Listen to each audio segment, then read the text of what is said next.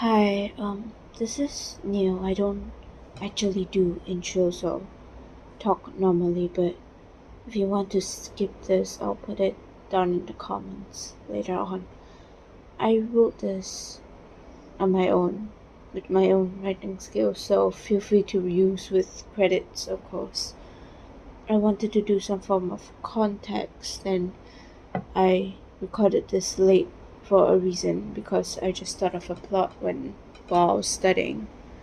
Um, so let's say Wednesday finally comes back because she needs to investigate or do something, and she left on Valentine's Day, which made you feel upset. Also, if you hear background noises, I apologize. Um, but you shouldn't though, cause it's really quiet right now. Uh, Trigger warning: this will have angst and maybe a bit of swearing. Um, okay, let's begin. It's been 2 days since Valentine's Day, and Wednesday still hasn't come home yet.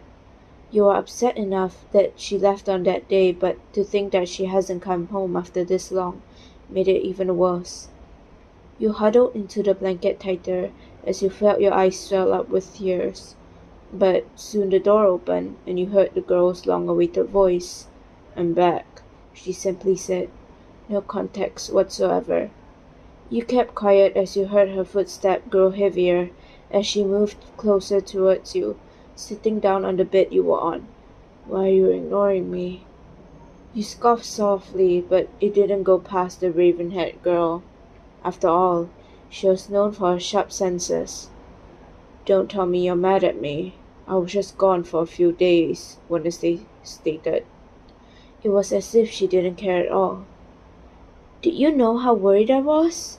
I thought you left me, and what worse is, you left on Valentine's Day. You made me feel like shit," you snapped. She kept silent for a moment before sighing lightly. "That's it? Geez, you're so dramatic. I was busy, and Valentine's Day isn't that important of a deal anyways." Of course she would say that. Wednesday wasn't known for celebrating such a holiday after all. She was more interested in her own stuff, but it wouldn't kill for her to at least try to show some form of interest in it. The silent treatment, huh? Fine. Once you stop being such a baby, I'll come back. And with that, she left. Wednesday's POV. I sighed as I closed the door to my room. I saw his form.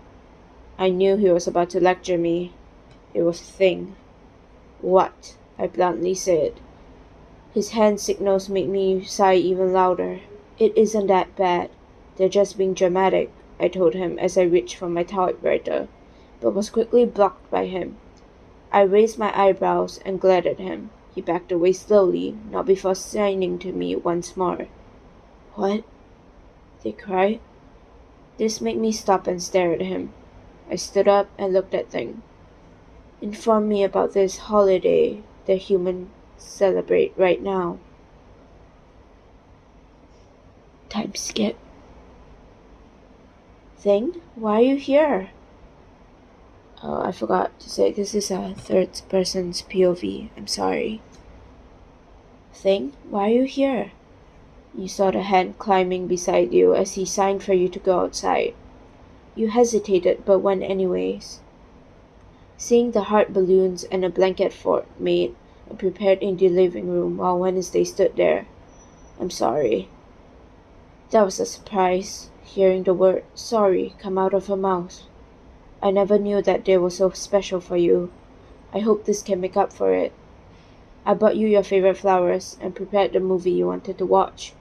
She walked up to you and gave you the flowers. They were still fresh, which means she prepared all this just for you.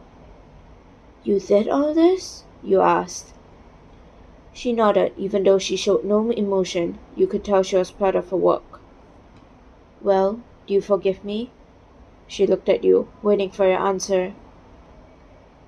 You slowly nodded and jumped onto her, pushing her into the blankets. "Yes, I do," you exclaimed. A small smile formed on her lips. And that night, both of you binge show shows, and it was indeed lovely.